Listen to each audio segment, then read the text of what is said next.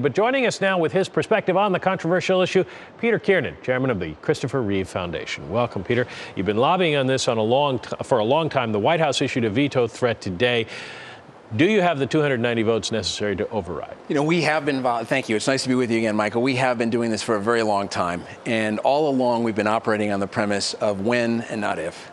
This is going to occur. We feel very good about the votes today. Obviously, we're counting them as zealously as everyone else. Our sincerest wish is that when the people have spoken, as they have in every survey we've done, that the overwhelming majority of Americans want stem cell research. And our hope is that the president, who said he would listen after the November midterms, will be listening to the American people. How does this change the game if it happens? The president did authorize the use of existing lines of stem cells. How quickly does it change the picture if this legislation is passed? The best news is that inadvertently, perhaps, this policy amounts to nothing less than economic malpractice. You have 22 lines. Most of them are not usable that have been sanctioned by the government, all of which are in private hands. So there are people literally spending hundreds of thousands of dollars for licenses. That will evaporate. There are 400 other lines, many of them cleaner, more recently developed. There are a whole host of organizations that really lead the charge in research that have been absent in the game. Teaching hospitals, medical schools, some of the great universities of our nation, their opportunity will be wide open if this bill passes. Now, a lot of companies in the field of biology here are interested in this, but they haven't been able to do much, I would presume, because there aren't enough stem cells available. I used a word a minute ago that I think really defines it, which is promise. And investors who are looking to invest on promise will find lots of it in stem cell research. But as it relates particularly to paralysis, which we know best, we're not in human clinical trials in the spinal cord. There have been some very exciting experiments that have been done. At Reeve, Irvine, for instance, there are experiments there where they've severed the spinal cord of rats, used a stem cell initiative to regenerate, and the rats walk. Very exciting for the rats. It's still a long time before that finds its way to the humans. And that's what we're hoping for. So some of the companies involved, Kiernan, Advanced Cell Technology, Stem Cells Incorporated, Osiris, if you invest in them based on today's vote, it's going to be a while till you see a payoff. I think I view that as waterfront property, probably a decent investment, but you may have to wait a while. What about the president's argument that this will lead to the destruction of additional embryos people try to profit from?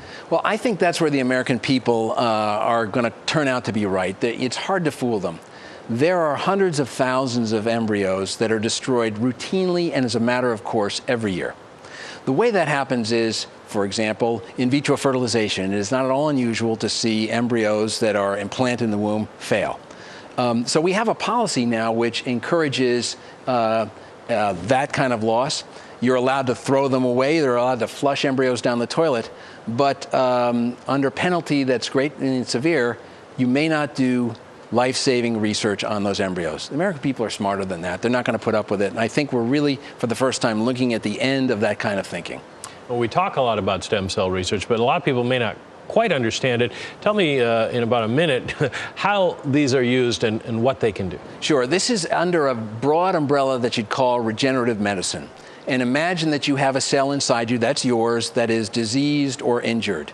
What stem cells, at their full promise, will, we hope, be able to do is replace those cells with fresh, clean, uninhibited, uninjured, undiseased cells.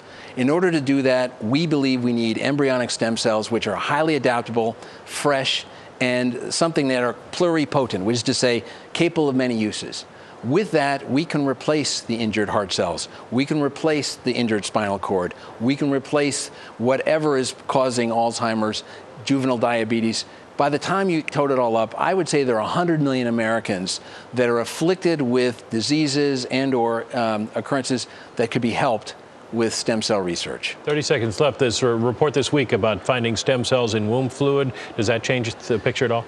It does, to the extent that if we're a boxer and we had a great right cross, now we may have a left jab. But I think anyone who looks at that as a replacement or alternative embryonic stem cells is missing the boat. This is a 20-year game, and you don't go in to fight the battles that we're fighting against cancer and spinal cord injury with one hand tied behind your back. All right. Thank you very much. Peter Kiernan, chairman of the Christopher Reeve Foundation, CEO of Kiernan Ventures.